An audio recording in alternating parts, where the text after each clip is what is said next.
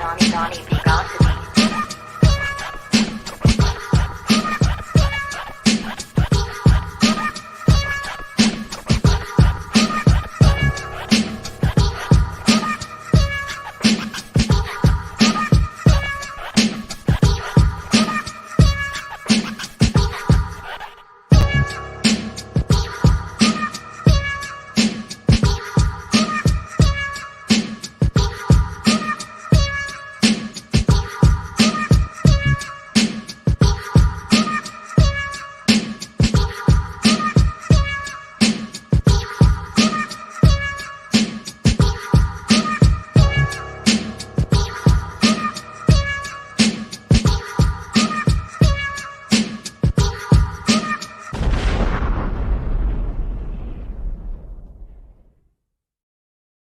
Good evening, everyone. This is Donnie B, got the beats. We live on the beat. Tonight's guest that I have is a beautiful black sister. I came across her timeline. I came across everything that she's been working on. And it was like, oh, she has some really dope stuff in the pipe right now. She's got a great perspective on things. She's highly educated. This is an eloquent sister here. I was like, oh, I definitely got to have her on the show because that's what the beat is all about. We got to get these type of people on the show. Thank you. No problem. So, without further ado, we have media entrepreneur. Sorry, take that back. Also, and media entrepreneur Lisa D. Washington. Ms. Washington, how you doing tonight? How you doing? Welcome to. Welcome me to the LA side. Okay. All right. We get that one finger. You know what I'm saying? That's right. Yeah, the degrees out here this week. You know. So It's a pleasure to be here with you. Thank you.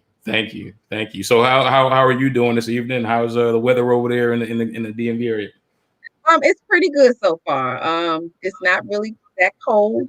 Not warm, of course, like probably what you're experiencing there. But it's the holiday, so it's always good. Christmas is my season. I love Christmas, so it's rare that you can get me in a bad mood or anything can mess me up around Christmas time. Okay. Yuletide. Shout out Yuletide.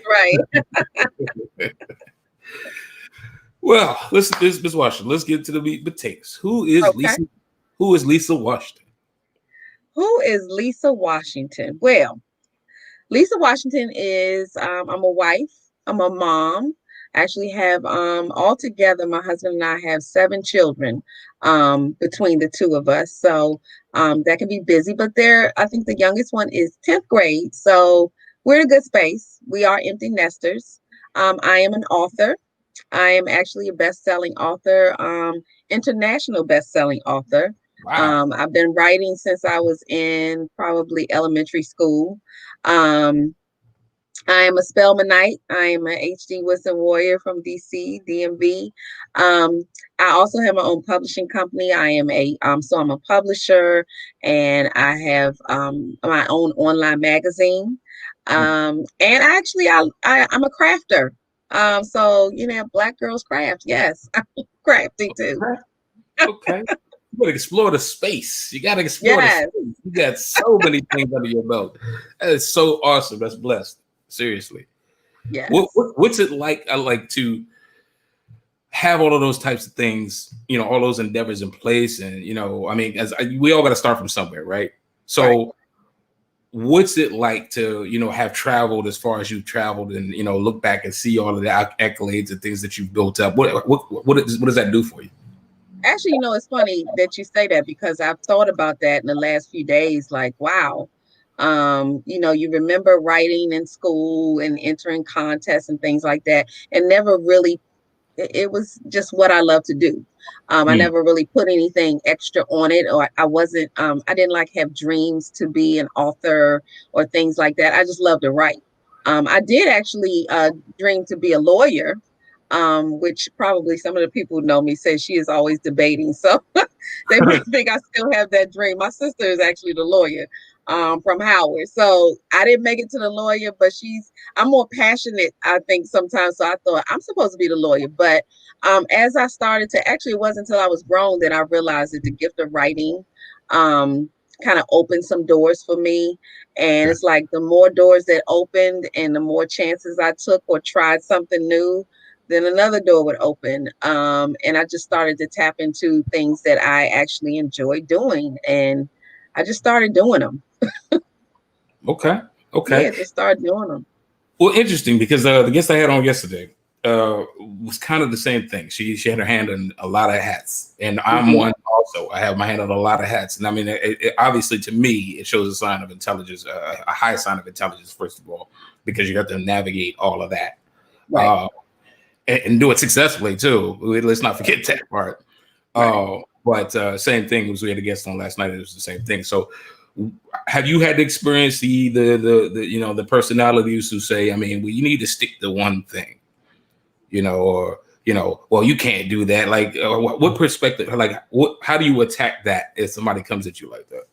Yeah, and I hear people say that when they're, doing their speeches at conference and things like there's some people who are saying you got to be focused, you got to stay in one lane. And how I address that is, I mean, and that's their choice. If there's something that they think they're particularly good at and this is their lane, then I say go for it. But there are actually people out here who have several lanes, and they're good in all of those lanes. So I feel like that whatever you think that you're good at and you do well and you enjoy doing it, it's your lane. So, and everybody can juggle several lanes. And I think that's why they focus on one, which works for them. I probably would not be satisfied with one lane, just because my mind just doesn't work that way. And when I start working on a project and I'm doing something, it is inevitable that that will trigger something else. And, almost to the point where my friends or my team is like, slow down. Okay, let's take a chill pill. Right. Because my mind is always working. I'm actually trying to work the opposite. Like, okay, Lisa, slow down. You're doing too much. You got to catch up with what your mind is telling you to do. But I just make a list because I'm like, okay, so I'm getting a download for a reason. It's not just happenstance. There's a reason that this is coming to me. Mm, And yeah, so I'm gonna do something with it until I get another download that says, okay, that's enough, move on to the next. So that's how I view it. And I think, people who say that, I think that it can be intimidating sometimes because some people are just focused on one thing and they just can't maneuver. right. I just think that they, should, if folks can do it, then let them do it. Indeed. Let me ask you this too, and then we Okay. get back to the script. Um, and I don't want to pry, obviously. Obviously we got as professionals got to stay in a place, but I got to ask. I mean, because you are are you married? You have Mhm. kids. You have all of these things that you juggle with on a day to day. How I don't want to say how has it affected you. That's not the correct question. But I kind of want to touch on how you've been able to balance all of those things with specificity to on the relationship side, on the parenting side, on all of that stuff. Because I know there's a lot of people with all of the stuff that's going on. There's people out there that just cannot understand what it's like to have a person in the entertainment industry just alone, let alone Mhm. somebody who has multiple hats and Exactly.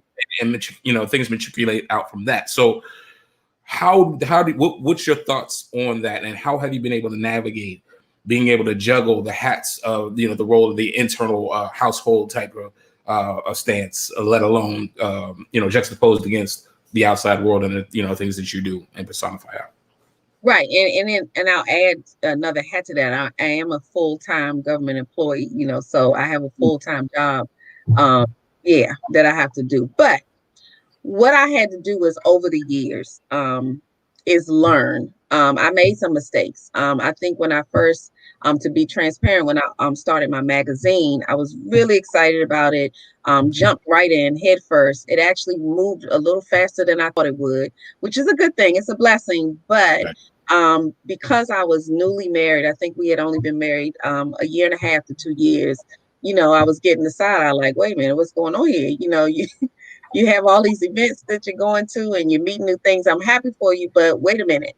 And when those things come up, what I had to learn to do and did was, fall back.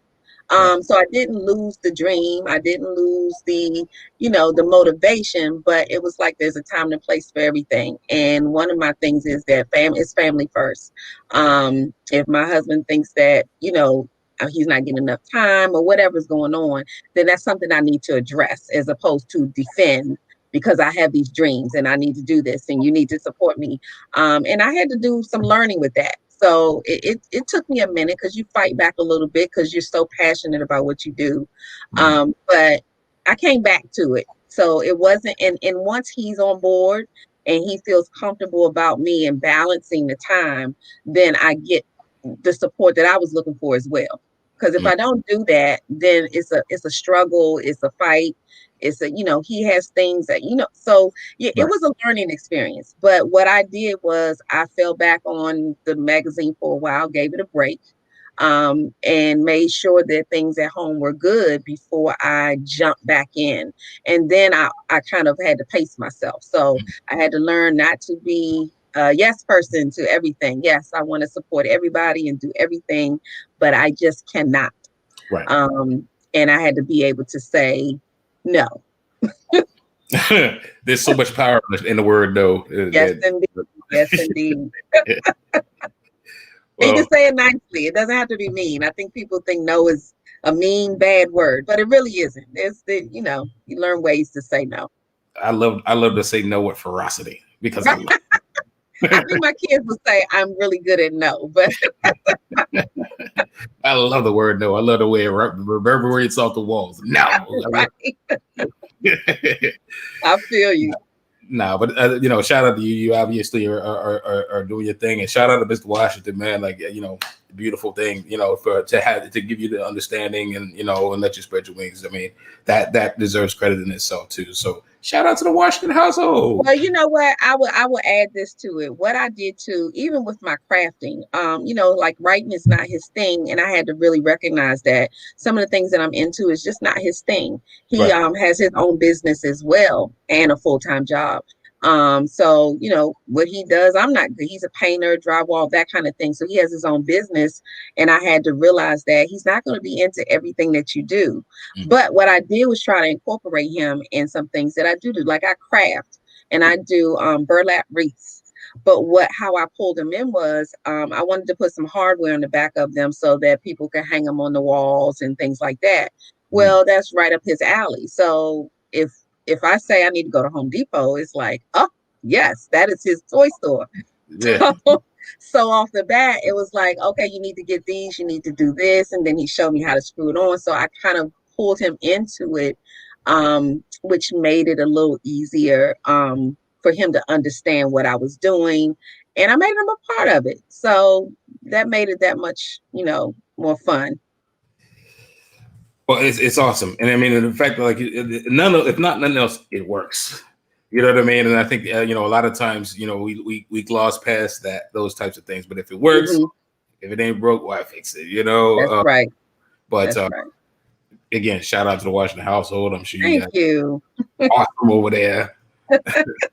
And with empty nesters, I will have to say that I didn't get to jump into things until my son, that he's a senior at Eastern Shore. So when Okay. he went off to college, it gave me an open door to now be able to focus on some things that Lisa wants to do.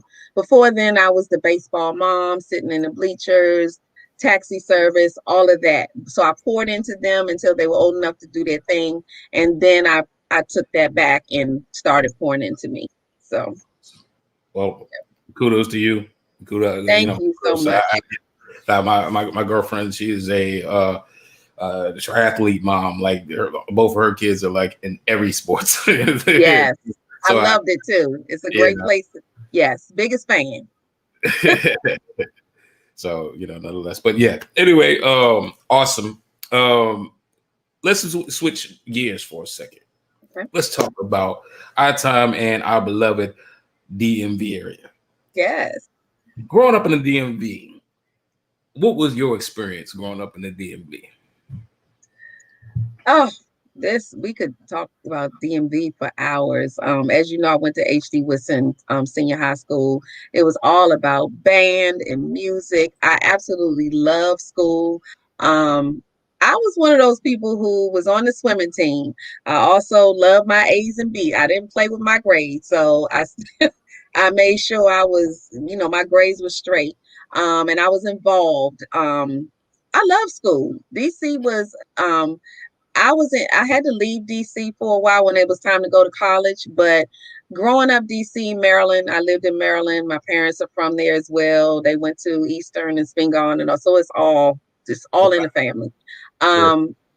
DC for me was like, I don't even know the words to describe it. It was just a good time, but not a good time in the sense of I was partying all the time. It was just what I gained from DMV was just family and friends. I have friends that I grew up in elementary school with. Mm. It was just kind of like that place that you go back to no matter where branch off to, you end up coming right back to DMV. It's like Right. my foundation. Yeah, I can understand that. I just remember Holly Farms and, like I think I was saw one of the other shows and Go-Go's and, clubs and yeah, I just remember all of that. It's once you've been in DC and you've just experienced life in Washington, DC, Maryland, Virginia area, it's nothing like it. And I lived in Atlanta for a long time and it was nothing like it. Nah, it's funny. I like in my time, like I'm an Angelino, but I moved out here almost 6 years ago. So I'm Okay. five knocking on 6 years. Prior to that, I was DC most of my life, but I went to Hampton. So I was in Okay. Hampton in the roads for 6 years. Um, the thing that I say when I moved out here about the DMV, and I use it loosely. I kind of paint the picture. I tell people I really think DC is like Wakanda. It absolutely is like Wakanda. Like I could go with that. technology is like stupid, like technology rich. Black people are educated. You know what I'm saying? We walk around like we own the building because we do. This is top flight. They be like, this is Wakanda, bro. This is what we do. You know what I mean? So, but we nestled in the region that nobody knows anything about us. They play us false, but we like a Rubik's cube, man. Like we push outward. You know what I'm saying? Yes. So Yes. That's interesting that you say that, like the time that you spent away, and understand that nothing is like it, because like I said, even now, you know, I get, people hate on me. They be like, man, you just be so cold, bro. Like you about DC, like you in LA though. I'm like, yeah, I am in LA, and I'm gonna stay in LA. But it's all Right.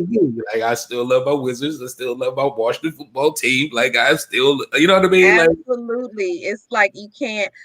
My mom actually worked in DC at Blue Plains. She's a chemist, and she moved to Atlanta. And I went to Atlanta in the 7th grade, but as soon as I was old enough and just said, please let me go back home. I wanted to go home so bad. I wanted to be there. Atlanta was not my thing at first. I was young, it was new. I was coming from the chocolate city, and then it was a culture shock for me. Just everything was different. Right. Music was different. DC was, you could listen to a radio station in DC and, when you go down to Atlanta, they're playing something totally different off the same album or CD. And I'm like, what is that? So it was different. Even when I went to Spelman, we had the DC Metro Club actually pulled the go-go bands down to Atlanta. So when we had what was it, Freaknik or whatever it was back in the day, which was not what it ended up being when they finished. Um, I went to the very first one and it was nothing like what it turned into, but the go-go bands came to Atlanta and, played in the park because that's what we did back home. So it was wonderful because I was like, oh, I get to bring home to Atlanta. Y'all need to know how this works. Right. The Haynes Point scene, summertime. Oh my gosh. Yeah. That's crazy. It is crazy, and I haven't played it. I played it in the scene actually. I played with the Huggabucks. Okay. I spent more time playing with Obsession. I don't know if you ever heard of Obsession Band, but OB for life. Shout out to Obsession Band. But you know, DC's music scene, it has its own pulse to it. Like it breathes, man. Like, you know, you catch that song on the radio, but then somebody remixes it, you know, with the go-go swag on it. It's life. Like, you know, it just feels different. You know, and then you can't go. I've traveled every major city in the country, every single one of them, and the music scene is just not like how it's a whole different ballgame. It's funny, the last show that I had for my luncheon with Lisa, I actually invited the DJs in the DMV area to come on. Last year I had DJ Rico, but DJ Easy and Frisco and Pumpin' Archie and actually Nonchalant, who is one of my best friends from high school. So she came on because I know that she spends sometimes. So we all just came on and had a good time because DC was about the music. Like, band was everything in DC. If you weren't in the band or wasn't close to somebody in the band, you didn't know what was going on. But we loved it, and it was just football and all of that was just our life. I remember, you know, ATL was just like, all of those movies kind of depict, you know, life in the DMV and how it was with your friends and going roller skating. Roller skating was a thing. We're skaters. So all of that was DMV. And, you know, when I had Non and the DJs on there, it was just a good time. Everybody's laid back. It's not stuffy. You know, everybody's just chilling, talking, laughing, and having a good time and having great conversation. You know, it's not just slang all over the place. People are talking and just having a good time. I will say that I remember house parties growing up in the DMV, missed those terribly. But those were everything. Nobody did them like how we did them. No. Oh my goodness. I wish, but no, we can't do them like we used to do them, but they were everything. Yeah.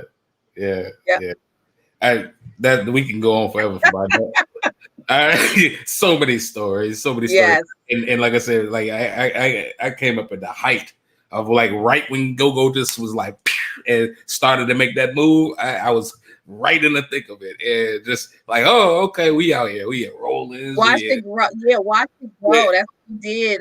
The gym at Wisson would be, you know, the bands would come. Yeah. Actually, I was sharing a story with somebody because I grew up in Maryland, but Chuck Brown was actually one of my neighbors, and lived right down the street. But at the time, I was young, I didn't know who he was. But that was back with Soul Searchers and, you know, that kind of thing. So.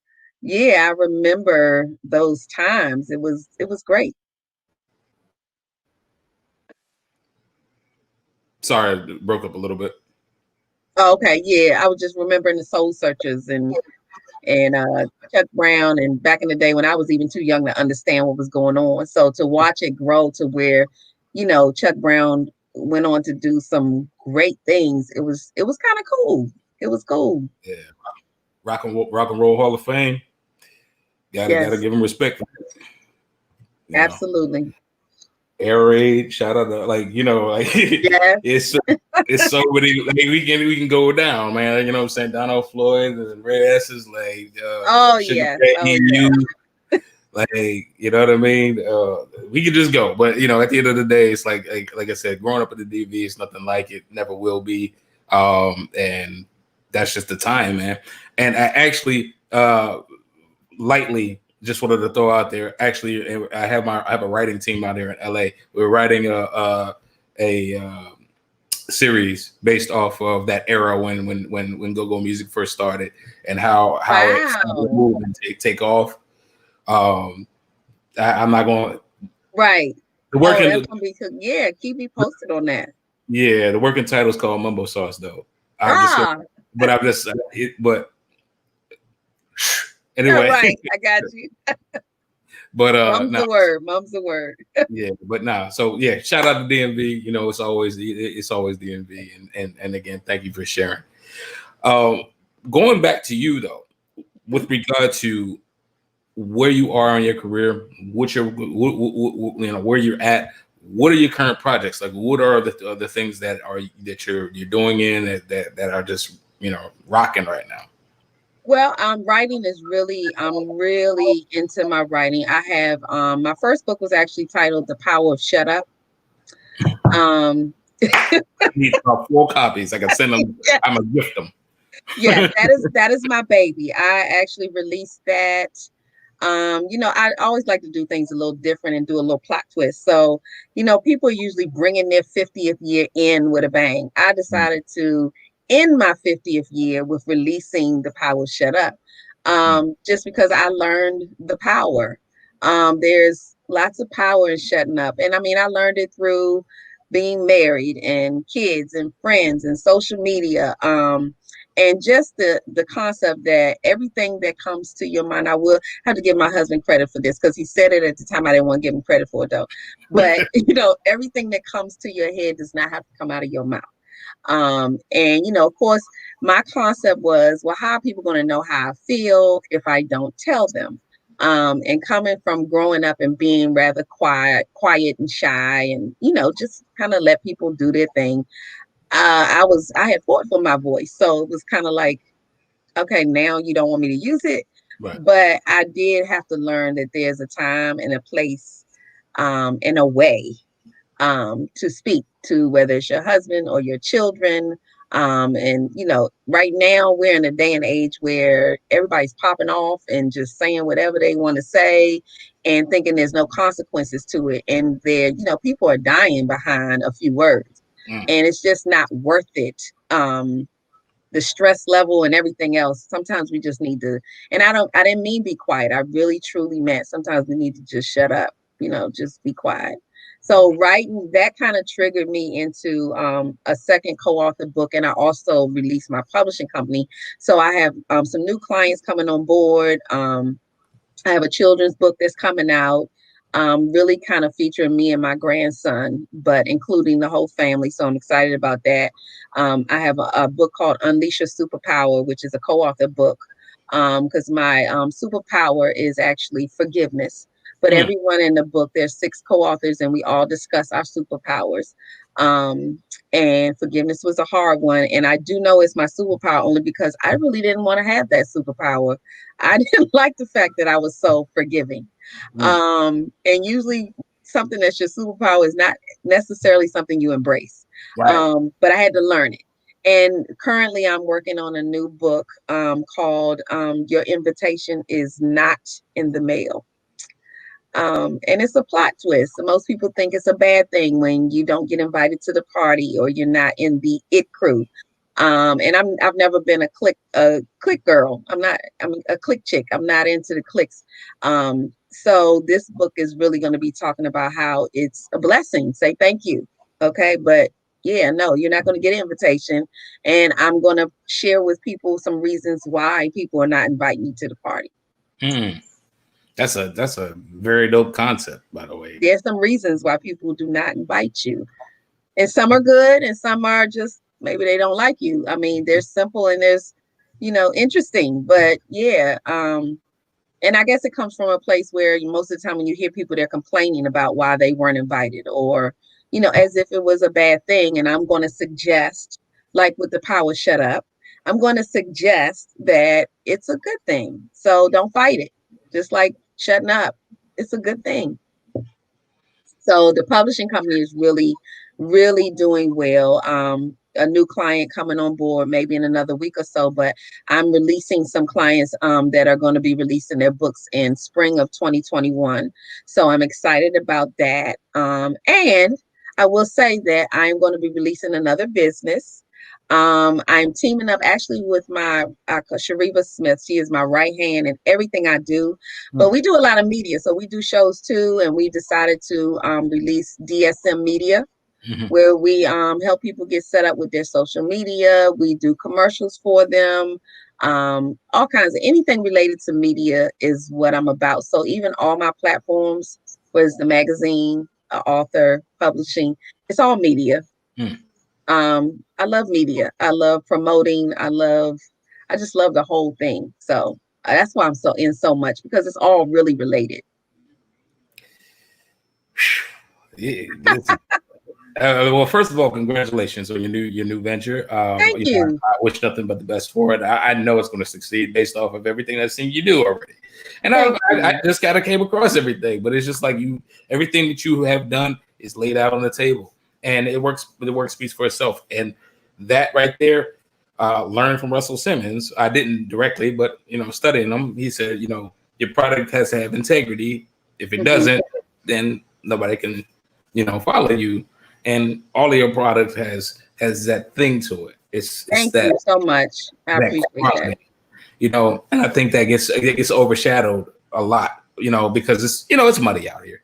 Everybody's doing everything, and whatever, and it's like it's a lot of noise. But if you really take the time to look at the quality of certain things, it's Mhm. everything, and you have nothing but quality. So, Thank you. I appreciate that. It's funny because what I had to learn especially when I launched my magazine, and even my mom, who's one of my biggest fans, people just, I think people just, when you mention things, like I said, I wanted to have my own magazine. And actually, interestingly enough, I used to write for a magazine called, charity, celebrity charity. It was a magazine out of LA, as a matter of fact. And the young lady who was doing the magazine started to work on some other projects, and I had done some interviews, and I said, these people are going to think I'm crazy. I've done these interviews and I have nothing to do with them. Like, what am I going to do with these interviews? Stacey Lattisaw was one of my first. And she's a good, we're good friends now, but it was like when I did them, I was like, I got to do something with them. So I said, let me check out what it takes to do a magazine. And I think people didn't believe me. So when I released the magazine back in 2012, my mother said, "Oh, you were talking about a magazine." She right, thought maybe a newsletter or a little flyer or something. She just didn't get it. And then when right, she saw it, she said, "Oh, you meant what you said." And I think sometimes people just don't believe it. They just like, "What? What are you talking about? How does that happen? You don't know." Because I didn't know what I was doing. I just happen to be around the right people. I ask questions. That's one of the things I tell people. I just ask questions. Hey, what do you think? And somebody say, hey, I think this is good. I think people, will really enjoy what you're doing. So just keep doing it. So even if people don't believe in it, you got to show them. right. Just show them. You just summed up my entire existence in like a matter, a matter of words. It's so great to talk to a like-minded individual, somebody that is like literally. I say it all the time with regard to you have to show them. I went through a whole bunch of stuff to try to get to levels to get people to say like you should do this or we could do this or so forth and so on. And no matter what, nobody believes you until you're doing it. Exactly. I actually put a post up on social media. It wound up being probably one of the top posts that I put up, like by way of what do you call it? Not what is it? Numerically, just everything that Okay. like over the year, over the Right. course of the year. But the post I put up was nobody cares who you are until everybody cares who you are. Hmm. And it was about the fact that you can talk people until you're blue in the face. If they don't see you doing it, they're not going to process it. So Right. now you got to present it to them. Exactly. You know what I mean? So the fact that again you've already had work that's like it sells itself, but like it's like you touched on it. It's just at the end of the day, your work has to stand alone. It has to Right. do the eyeball test. So Yeah, that's true. sorry, I rambled for a No, no, second. no. That's good. Yeah. Look, and because of course, when we do things, we know what's in our mind. We know what we've envisioned that we're going to do. Right. But like you said, it's like, yeah, I can show you better than I can tell you. And I didn't used to believe that. I felt like if I said it, you should trust it. This is what it's going to be. And then you were going to give me all this energy because I had it. And then I had to realize that, it's not that they mean any harm a lot of times. It's just that they can't, what you said, they just cannot envision what it is you're talking about because they're Right. thinking when you think magazine you think Oprah, you're thinking way up, Right. and you're not thinking that people that can do things too. Right. It's like, yeah, we can do things too. It's not just the big, not just the big dogs. They started somewhere too. Right. Exactly. You laid it down, man. You laid it down absolutely. So, um, your show, Mhm. your magazine. Talk a little bit about both of those, because I believe we have a clip, a promo clip of you in action. You out here, on the scene, working. Talk about that and talk about how all of these things are really tied in, because these are the things that, like I said, I'm a kid right now because I'm listening to you got a whole bunch of new stuff. I'm like, wow, I haven't seen that yet, but the stuff that you have done, let's talk on that for a second.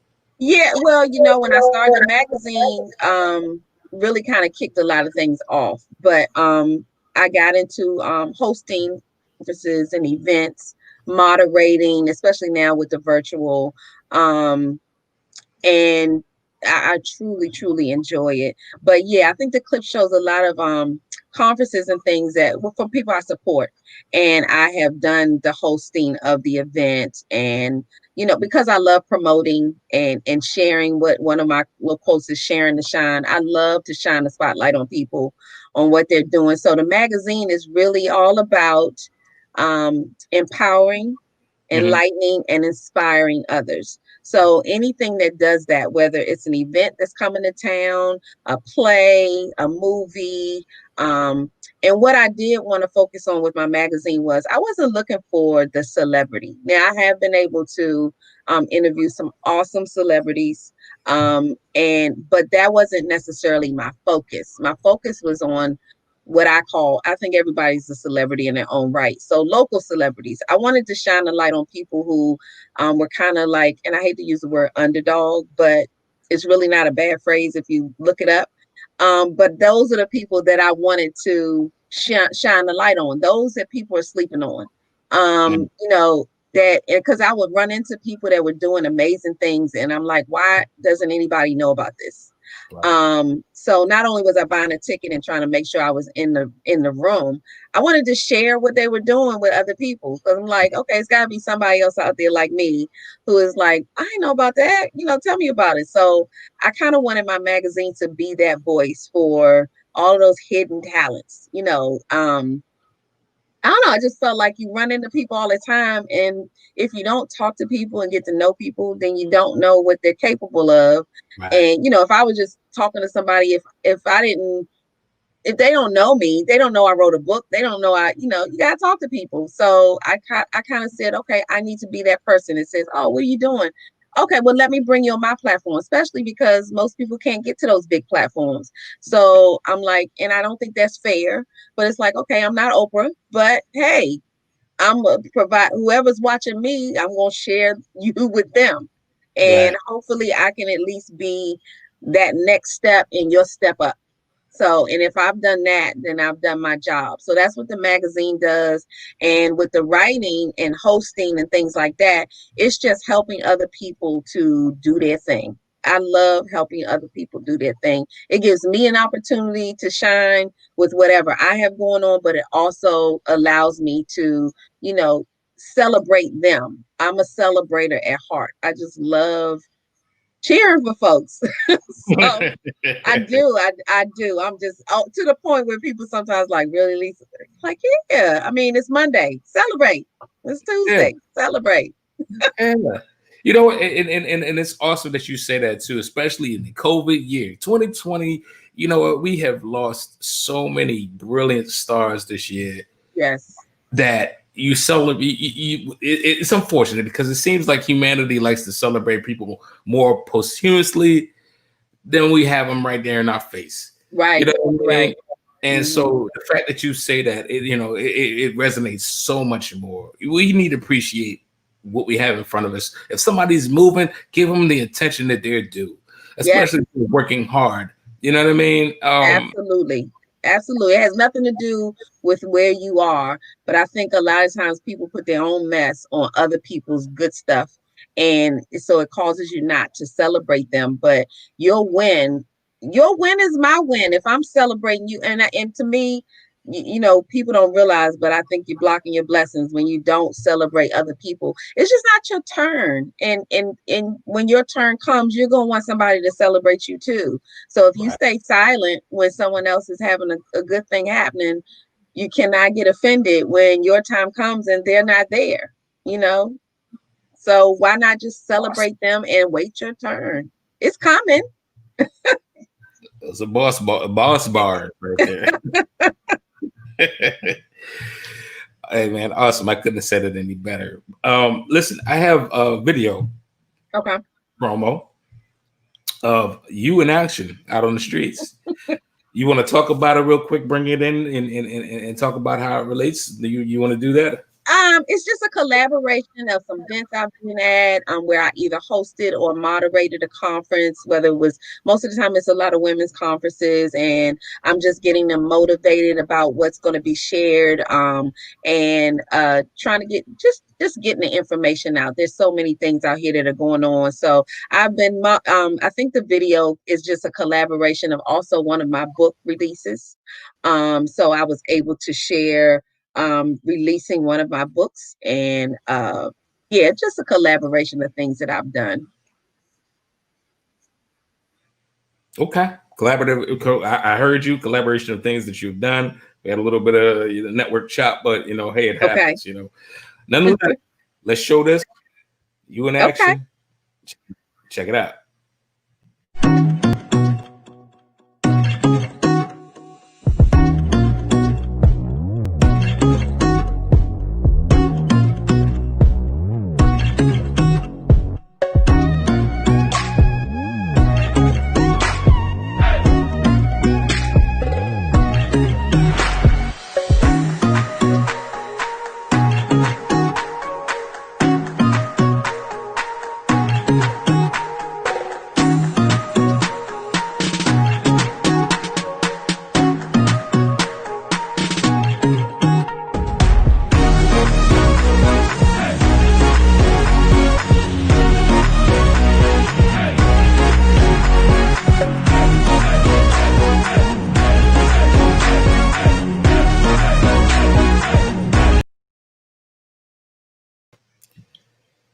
Yeah, it was short, but no, it was definitely effective.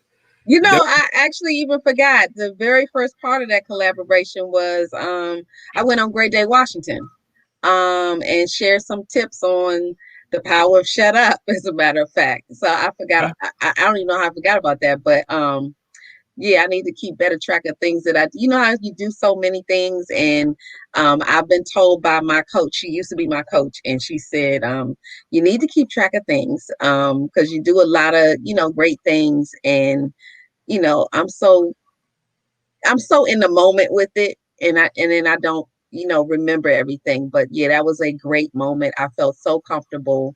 I was just like, yes, this is wonderful. The whole being on set and everything was just like wonderful. So, and I was I got an opportunity to share my message because it's about the message with me. So, listen, awesome. You know what I mean? Regardless, the fact that you're doing it speaks more so than us seeing it. You know what I mean? We're speaking in actuality with that, and that's the thing that I think gets lost on everybody is that you can critique all you want, but people are actually out there giving their blood, sweat, soul to everything that you're witnessing, and right. You have to give it its due. You Right. may not agree, Right. but you have to give it its due. And again, the things that you have are so many positive vibes coming from it. It's like, how can you deny this woman what she's doing? I appreciate that. Awesome. Listen, we now entered into the section of hot topics. Okay. Okay. I actually literally too added a new one. Okay. So we're I'm off down. again. Okay. So this new one, I literally just invented it. Okay. I like those. All right. That part. So you said a bunch of things that were like golden nuggets as far as, at least to me, as far as, being an entrepreneur, being a successful entrepreneur, being a visionary. There's a lot of people that aspire to do that, but a lot of people, they don't know that they're hand from a hole in the ground. You know what I mean? But that part, I'm going to say a question. Okay. You tell me either that part, like you agree. Okay. Or you obviously can state to the contrary. I don't agree, and then give us a reason why you don't agree. Okay. Okay. Okay. Okay. To be an entrepreneur in today's society means you need to be in front of as many people as possible on any given day. I'm gonna half that part. Half that part. Whew, that's gonna be Yeah, another half. I'm gonna have that part because I do agree. But I also do agree that there are times when it's okay to lay low, because that's when you're putting the work in. And sometimes you have to actually just come out and just blow people away. I love to let people know what's going on in my journey, but every now and then I hold it to myself for just a little bit and stay low. Nobody sees me, but I'm working. So when something comes out, I like for them sometimes to be like, well, when does she have time to do that? And it's already in their face. So every now and then I like to do those wow moments, but generally speaking, yes, I think you got to be present, you got to be out there. People need to see you, and know you exist, even if you're doing something a little different, whatever it is. Even if I'm just having a powwow with my son and we're live and just talking, yes, just be out there and just resonate with people. Just be a person to people, just Mm. be a regular person. Just be people. All right. Love it. All right. Number two, Okay. quality is better than quantity. That part. All right. All right. Yeah. Okay. Number three, you put the time in to get what you want out. If you don't put the if you don't put the time in, you won't get what you want or need out of the situation. That part. That part. Yep. That part, that part, that part. Okay, that's three. All right, four. Image is everything. That part. But I'm going to add a caveat. Okay. Okay. So yes, image is everything. But I think that entrepreneurs especially have to be mindful that now someone else might have another image. Even though it's not the image you're putting out there, people going to say what they say, do what they may twist everything you do. It might not be anything negative that you're doing, but somehow people will find the image to be negative. Oh, she had on red lipstick, and that means whatever it is. So people have to understand that some people will not be okay with the image, and that part is okay, if that makes sense. No, it makes total sense. Total sense Yeah, to me, at because least. you just can't please everybody. If you feel good about it and you know that you're doing what you meant to do, then roll with that, because there are plenty of people who will challenge it and try to, uh, I guess, steer your narrative. And I had to learn the hard way that, people are going to find whatever they're going to find, and let that be okay and keep it moving. The image that I portray is positive. There will be people that may come about and say, oh, she's not positive. One day she does it. Let them do it. Keep going.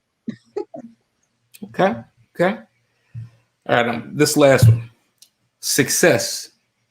Success is more about personal achievement than about what the rest of the world thinks about your achievement. Oh, that's capital letters, that part. Success is relative. What I could think getting up this morning was a successful day, and that's it. And so I have been successful. So yeah, nobody else can define what success means to you. I love all your answers. All right. Second question to the hot topic. Okay. 10 cool things about the DMV. Go. Oh, okay. So, and some people might not know, but HD Whistle Warriors for Life is always one of the coolest things. I mentioned a couple of them. House parties was a cool thing in DMV. Okay. Go Go, definitely a cool thing in DMV. Um, Roller skating was just a cool thing in DMV. Oh my gosh, Holly Farms. was a cool thing in the DMV. Okay. Actually, I'm even throw in, what is it, Eddie's Carry Out, when they used to, I don't eat steak anymore, but steak and cheese after skating or whatever. I will tell you what else is a good thing in DMV.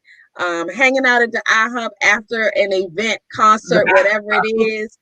That was one of the coolest things. As a matter of fact, on that same line, there was always like a parking lot at a fast food somewhere where you gathered.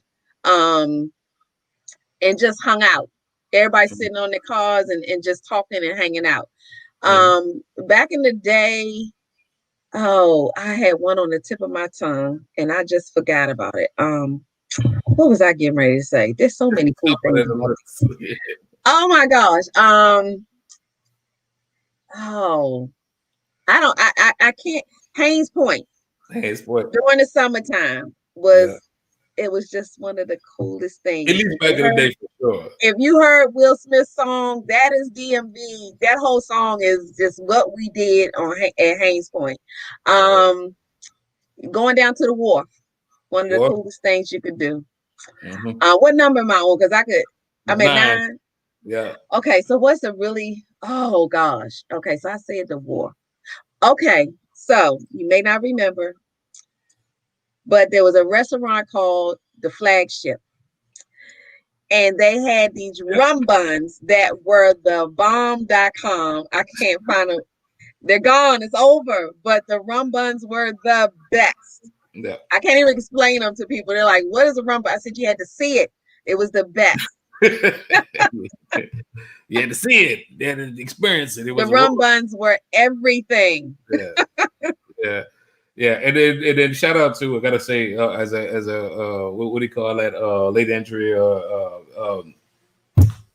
Yeah, I can't even think of the superlative afterwards, but gotta shout out the shrimp boat. The shrimp boat, you gotta shout the shrimp boat out because it's not here no more. Shrimp, yes, all of that way up to the armory and the stadium. All that whole Central Avenue over to Eastern, all of that, everything.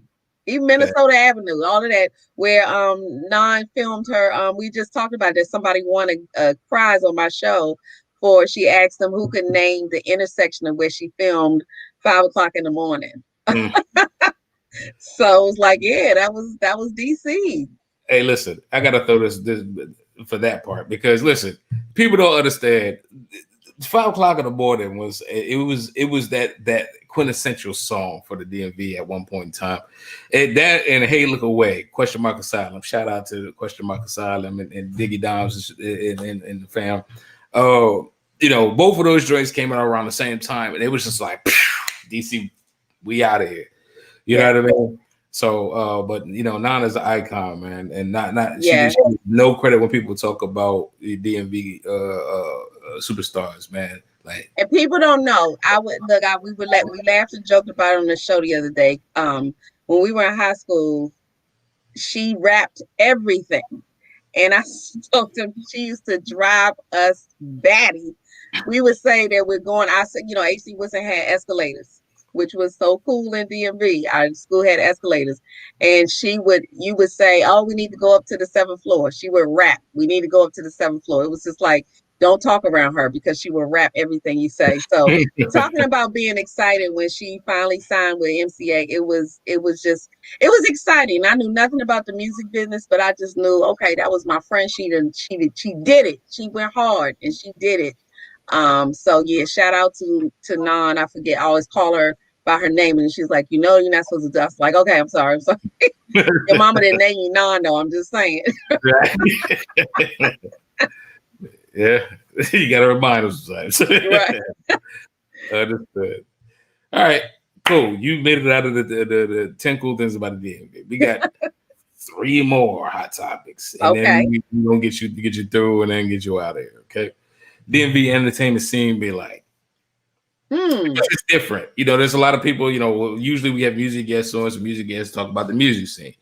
You're above that. You're entertainment mogul. So you're somebody that, like with the likes of BET, visual arts and so forth and so on, just what it looks like to perpetuate actual entertainment in Washington, DC. And mind you, people don't know stuff. Back in the days, DC was thriving. Like when 227 BET was popping. When first the DMV was Atlanta, it was the spot.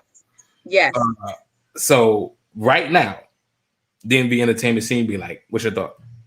I don't know. I think that they're coming back on the scene with some things. And it might be just my focal point of what I'm seeing going on, but it's so much in the entertainment scene with actors and things. I think people don't even realize how many actors, actresses, singers, all of those people who are from the DMV, comedians, they have no idea where these people are from. And I think because we're so busy working that a lot of times, we don't really share.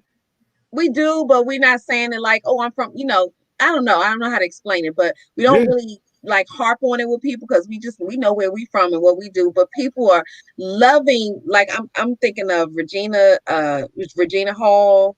Mm-hmm. Martin Lawrence is definitely, I always say my husband reminds me of Martin Lawrence. I said Martin Lawrence, you can just watch him and know he's from Maryland. I mean, Maryland, DC, it's just a certain swag from the DMV that is recognized. When I went down to Atlanta and went to Spelman, I knew who as a matter of fact, I used to warn my friends sometimes, look, okay, they got swag, but watch them. But no, I'm just kidding. But it's a certain swag, it's a certain energy, and in the entertainment world, I think DC is getting back on the mark. I've noticed that there have been quite a few films and movies where they pop into DC and do their filming, and they're bringing it back. There's been so much going on in DC that it's kind of like a catch-22. Do we go there? Do we not? The energy is so weird right now. But in the music scene, it's changed over the years. So for me, especially in music, it used to be back in the day, it was like house parties and things, but now it became like cabaret. COVID kind of shut that down, but cabarets were it. I used to have people ask me, what is a cabaret? I was like, what? I don't know. But it was kind of like, I like cabarets better than clubs and that was the thing in DMV. But I said, because it was so more personal, you knew you were going to know somebody at the party. Right. You know what I'm saying? And it might be somebody's grandmother, somebody's aunt. You just felt comfortable. It wasn't like stiff and having to impress somebody. And people nowadays here don't go to meet somebody. They're just going to get their party on and dance and have a good time all by themselves. In DMV, we didn't need to be dancing with nobody. The music played. We just on the floor. Entertainment, I think, in the area is growing. It's getting back to where it was. I mean, I think COVID slowed things down, but I think it's coming back. And I think especially now with some changes that have happened, I just have a feeling that it's going to continue to grow. Well, glad you say that. And with stuff like hand dance, like people don't even understand. Oh my gosh, yes. You don't understand. People look at me like I'm a unicorn out here in LA. Like I'm just a person of color that just does the dance. They be like, bro, like where they get you from? Like, you know what I mean? Oh my God, I forgot all about hand dance. Look, and that's way back. My mother used to sling me across the living room. It was the best thing in the world, but hand dancing is everything. Listen, I like I told you, I said before the podcast, I got to go back to DC to see my family. Oh, so I forgot to mention the chateau, right? Oh, that's a whole different conversation. We got to bring you back on that, but just to talk about the show, or maybe the utopia. If you even thought of utopia, but but it's one of those things is the way people don't even understand what the culture is like with that, and it's like I said, just hand dance alone. That is a whole. That's a science. It's like people talk about Chicago and the line dancing and all of the, I don't even know what it's the same, pretty much the same thing as, hand dancing, but they got their own twist to it, but they call it something else. I don't remember. It's a little extra stepping or something they do, but hand dancing, man. You watch people who are hand dancers and you are just mesmerized. Yes. Man, I'm trying to tell you, like I said, I fly in on Friday. I get to see my mom for the first time of the year. I got about 3 hand dancers waiting for me with her. I know that's right. Expects that as soon as I walk on, she gonna be trying to throw the. Absolutely.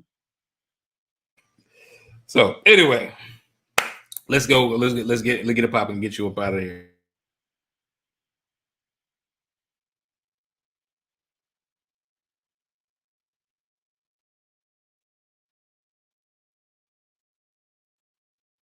I think we froze a little bit.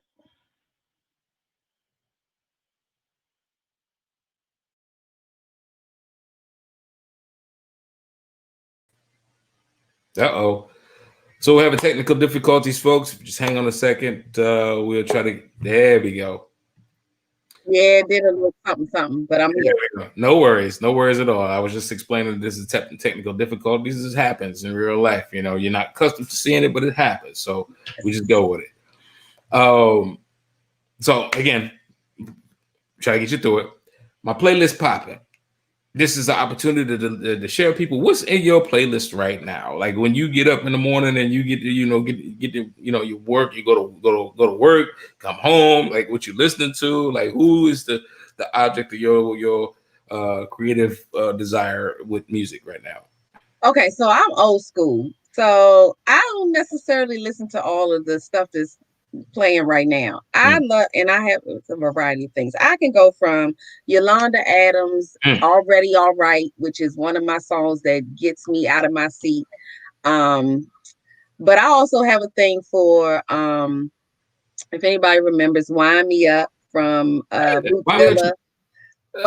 That is my jam. Okay, so, and it's the holiday season. So one of my favorite, and I'm gonna throw you off with something else too, but one of my favorite Christmas CDs is Anthony Hamilton's Christmas CD. Every single song on that CD is everything. Just, oh my gosh, his voice is amazing. But I will tell you what I grew up on. Okay. In the DMV. It's going to be really odd, but I don't know how this album made it into my home, but I'm totally stuck on Gene Autry's Rudolph the Red-Nosed Reindeer. I don't know how it happened, but I must listen to that every Christmas, and I am over 50 years old. So never wrong with that. Ain't never wrong with that. So my playlist is pretty wacky, but I love 70s music. Anything 70s is in my playlist. Anything 70s. I love 70s. I like 80s, but 70s was to me the real, I don't know, something about 70s music. Firecracker, Knee Deep. Yeah, all of that is like in rotation. But I will tell you, when I'm listening to Pandora, what I keep in rotation is Heavy D everything. And I didn't even realize I was that much of a Heavy D fan, but I was listening to his music all the time, never really paid attention to it. And now when I turn on Pandora, it's like I'm playing the same songs over and over and over again. Okay. Yep. And usually most of them have sampled an old beat that I'm connected to. So I'm loving it. So right. It's weird, but yeah, that's my weird playlist. Not you. I mean, I even have my son hooked on Wind Me Up, so his friends are looking at him like, "What is that?" And I was like, "It's Bootzilla. What is wrong with y'all? Y'all know?" They said the glasses and everything. What's wrong with y'all? That's crazy. And you know what's funny that you said that too. Like people don't understand that there's a huge connection between West Coast and East Coast with music. Whereas go-go music was heavily influenced by a lot of West Coast bands, and Bootsy and with KC and Sunshine Band, and just Casey. I said Casey and the Sunshine Band. Not Casey and the Sunshine Band. It's right on the top of my head. I can't remember, but heavily influenced. So a lot of the stuff that we grew up on heavily was stuff that was West Coast bands, like, you know what I mean? And we just had a little thing we put on, like we curled all the way over with it once it got to DMV, So Nah, it's dope. I appreciate your contribution to my playlist popping. Let's move forward. Okay. Netflix what? So in this, we want to ask you exactly what's on your visual playlist. Like, what are you watching? Like when you get a time to binge watch something on TV. If it's a show, is it Real Housewives of Potomac? Shout out to all of the Potomac sisters. Or if it doesn't have to be Netflix, it's just Netflix with because people Netflix and chill. So whatever. Okay. What's your thoughts? Let's see. Now, well, I will say that I the other day, as a matter of fact, on Netflix, because I have watched Netflix a lot more lately. Um, I'm normally into comedy. Mm. And I guess what we would call chick flicks. I love stories and things like that. But I watched Ma Rainey Good movie. the other day. I love movies that have messages, subliminal things where you have to go back and think about it. This movies that make you think. So I watched that the other day. That's when I really did enjoy that. And I had actually interviewed Corinthia Cromwell, who is she's so cool. But she actually sent me a text and was like, okay, it's out. Go watch it. So I was like, I'm in. And I watched it, and we actually had a discussion about what certain things meant. So that I was like, that would be a great conversation to talk about some of the subliminal things. So that's my Netflix. But I will say that my husband thinks that our TV is broken because no matter what, and I'm going to go back to this because I mentioned him, Martin is on my rotation. Okay. He's not on Netflix, but I love Martin, the show. I have my favorites.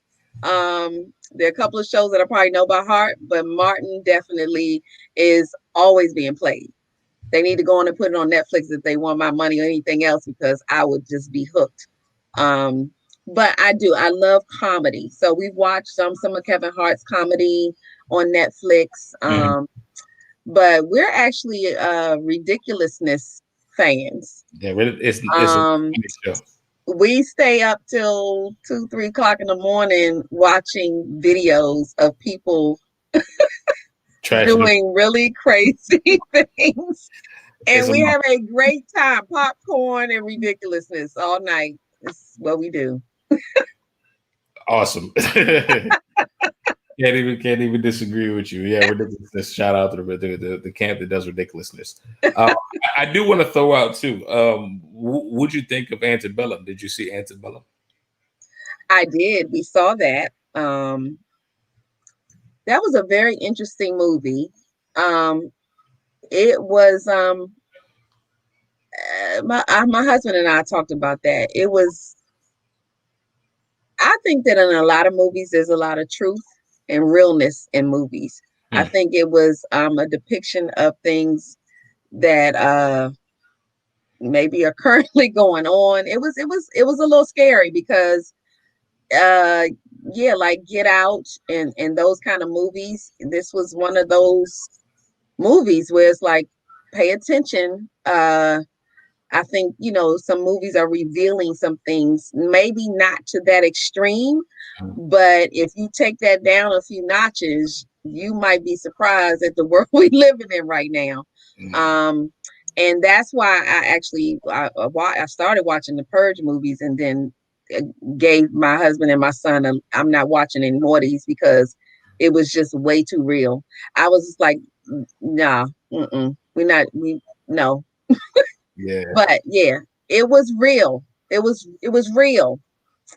Almost to the point where we went walking at a park and what were we in? Brandywine, somewhere we went walking, and it had that feel when we were walking, and I said, this reminds me of that movie. I think I'm ready to go.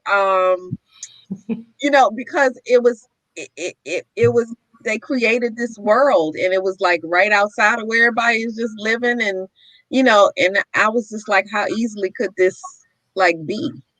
Right. It was spooky.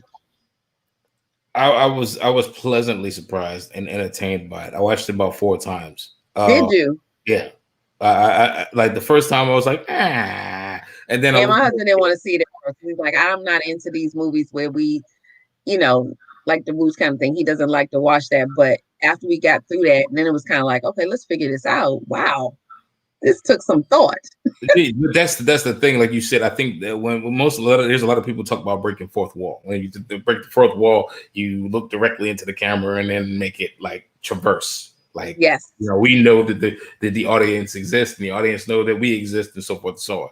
But to me, when I say to break the fourth wall, it's like it goes to that point as to where it's like, you know what, this actually probably happens. That fourth wall. And so it's like, wow. In my perspective, I felt that movie pushed it above Get Out. It pushed it way above us. It did. It was just like, wow, the narrative it was just the fact that it was like the whole time it's like you're watching it's like, okay, this is weird, but okay. And then it's like, oh, but the whole time she was in the backyard though.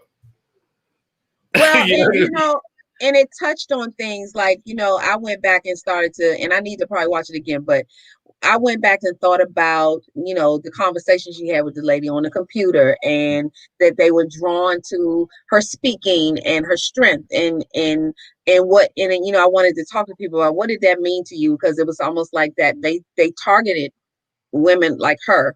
She was targeted for a reason, and that those are the things we need to pay attention to, because we're probably looking and thinking the target is something very different. You wouldn't have thought that, but I knew from the beginning something weird was going on. But it was like the lengths that they went to set this up, and it was wild. And I felt exactly what you said. I was just like, this could be. This could be. So Absolutely. yeah. All right.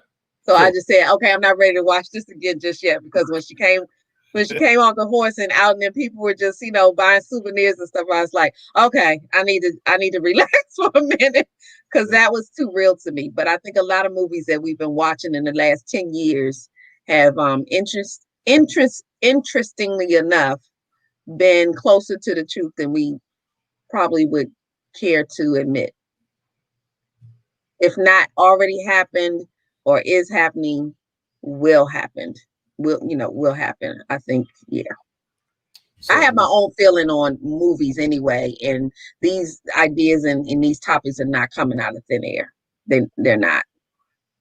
And all I'm gonna say to you is that part. That's that part. Yes, that would be a whole huge conversation. We'd have to bring you back for that. Yeah, that's a good one. All right. So you made it to the hot topics again, trying to, in an effort of time, trying to get around things. I was going to address politics, but why? So let's talk about women of color in entertainment. Okay. Where do you feel we are? Are you pleased with where we are? Do you think we feel we've come a long way? Are you content with where we are? Obviously with more growth to come, or do you feel that we are at the it's like I really don't see it. There's a ceiling higher. Like, what's your thought? I think we have a ways to go. I think we've made some moves. By no means do I think we're anywhere close to where we can go. But I think our mindset is changing. I think that the fight in us has become stronger on making our mark, into being angry about the fact that we're not where we should be. So I think that's growing. So I feel I'm on a positive tip with that, thinking that we're headed in the right direction. I think the new millennials that are coming up have a certain, I don't know what to say. They're ready. And they're ready to make their mark. And they're starting to appreciate those who made a way for them. So I think we have some good things in store, but I think we have a ways to go. But I do think we're moving in the right direction. And that things will I think for a lot of reasons, even with, we didn't get into the politics of things, but I think that a lot of things will maybe change in a great direction now. Okay. Just every little thing that happens for the Black woman is a push in the right direction. I think the latest is a huge movement and empowered not just my generation, but younger women and even young girls.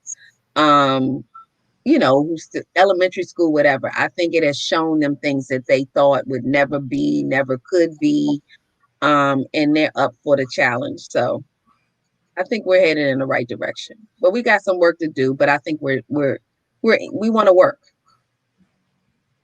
Okay. All right. I got. We don't mind putting in the work. I do think, speaking for the women of color, I think we don't mind putting in the work. We know it's a hard road. We know it can be difficult, but I think we don't mind putting the work in. All right. I'm with it. Last two topics, and we're gonna get you up out of there. What advice do you have for aspiring talent? People that are aspiring to get into entertainment, to start a podcast. People that I know, a lot of people that just want to learn how to put a book out. They don't even understand the process of putting a book out. What advice do you have for aspiring talent? One of the seems like a simple one, but I always tell people ask questions. That sometimes seems like the one thing people don't want to do. They don't want to ask nobody. You want to do something, but you just don't want to ask nobody. But I say ask questions, and it could be simple questions. Hey, what did you do? People will talk. They will open up to you, but sometimes you have to initiate the conversation. People are not just going to come to you and drop ideas in your lap or opportunities in your lap. Sometimes you have to let them know that you're interested. So I say ask questions. I do say keep going. There's a lot of things and people who will discourage you, or say you can't do it or it's difficult. And I say keep going. Most of the messages, mine are always positive affirmations, but I speak those to myself often. I think a lot of times we let outside noise get in our head and we will talk ourselves out of a good thing so fast. We will find reasons why, oh, not now, oh, maybe later. Or, even those people who have kids now. So they might see something I'm doing and say, oh, well, she's an empty nester now. So now she can. Well, the thought didn't start once I became an empty nester. I was already doing things, putting things in place. So I just, encourage people to map out what their plan is. And then, like we talked about success, stop deciding your success based on what somebody else, says. Start small. That's fine. There are huge accomplishments that was, done with small beginnings. So every little step matters. But you got to take the step. So I just say do it. I mean, I know people say it and it's cliche, but the first step is just doing it. You just got to do it. Literally just said that to family just this morning. So I totally understand where you come from with that. Just do it. I don't know how to better. Yeah, it's just do it. Okay. Lastly, how can people learn more about you? How can people follow you and reach out to you? If they want to connect with you, how can people learn more about you? Well, they can go to my website, which is lisadovewashington.com. That's kind of the umbrella, the huge umbrella website. I also have a publishing company, Touched by Dove Publishing.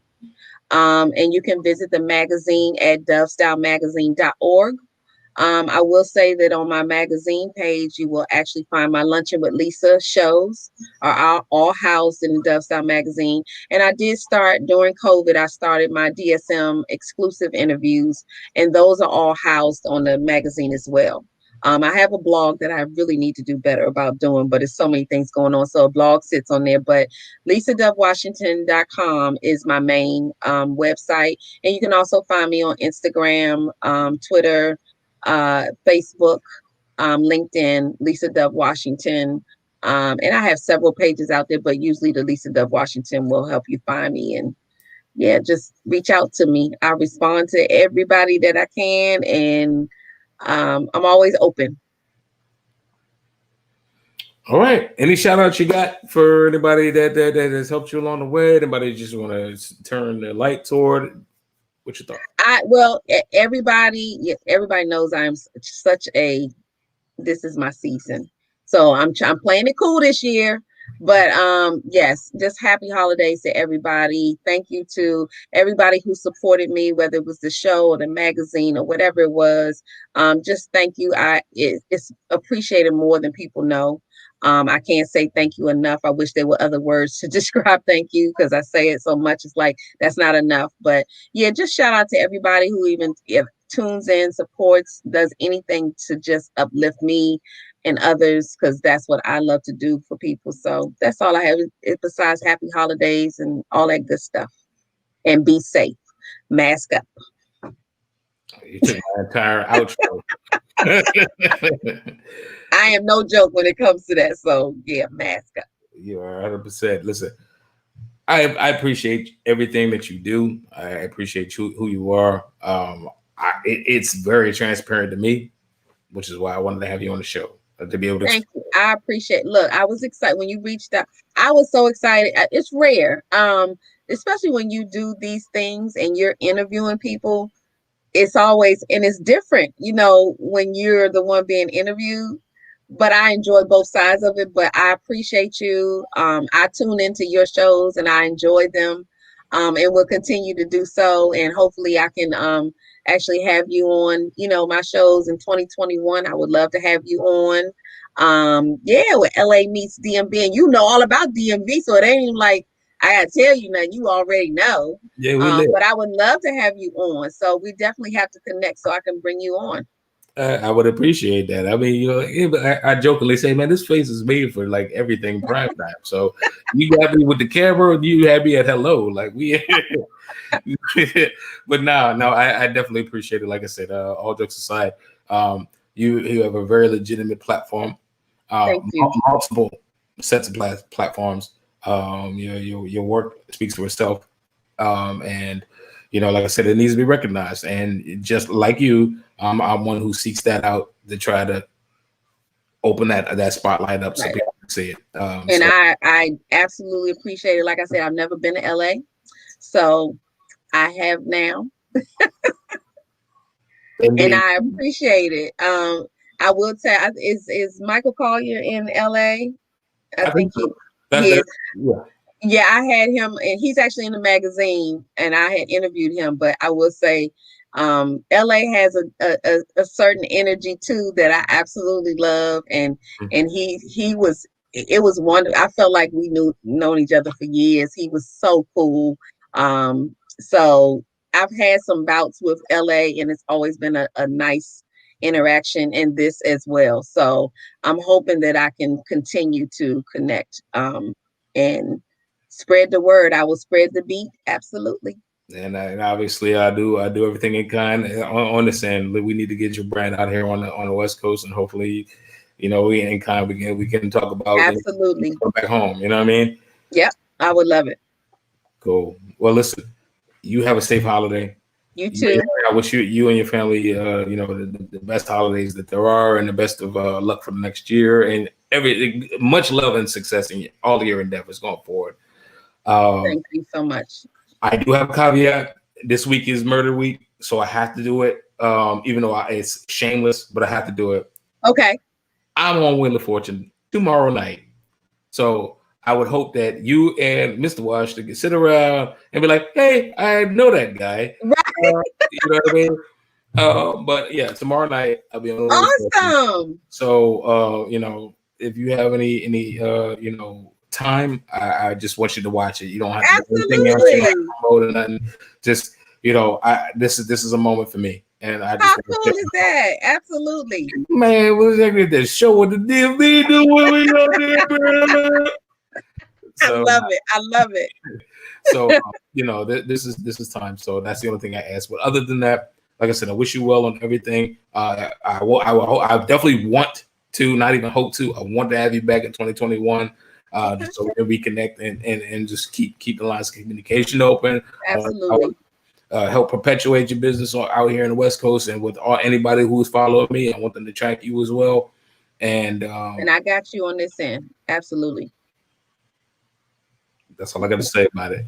Any last words that you want to say? No, just thank you so much. This was fun. I love the whole energy of the show. And I like that it's laid back. And Yeah, awesome conversation. I loved it. I loved it. Great. We hope to continue that in 2021 and beyond. I appreciate you for your time and your energy and everything, so forth and so on. Like, if you ever need me, you know how to reach me. You have my contact now. You know what I'm saying? So I'm fam. Yeah, like I tell everybody comes on the show, you stuck. So and Happy New Year to you. Happy New Year to you as well. And Merry Christmas. Christmas is tomorrow. Christmas Eve is tomorrow. So Merry Christmas to you and the family. Yes. Have a good one. Have a good one. Be safe. And we about to be out. This is Donnie B. Got the Beats. And of course, you know I got the beat. I'm here with Miss Washington. And keep it G. Stay masked up. She already said all that, but you already know what time it is. All right. All right. Donnie B.